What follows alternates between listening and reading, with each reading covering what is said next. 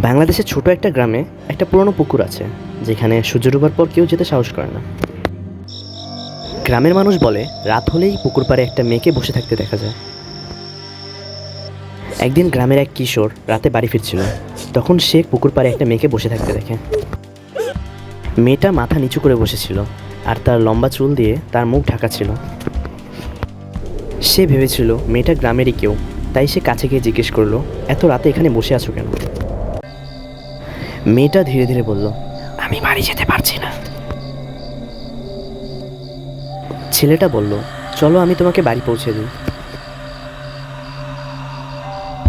ঠিক তখনই মেয়েটা মাথা তুলল, আর ছেলেটা দেখলো তার চোখ দুটো একদম সাদা।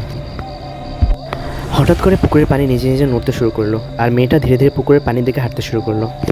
পরের দিন সকালে গ্রামের মানুষ পুকুরের পাশে শুধু ওই ছেলেটা চটি জোড়া খুঁজে পায়, আর সেই রাতের পর থেকে পুকুর পাড়ে দুজনকে বসে থাকতে দেখা যায়।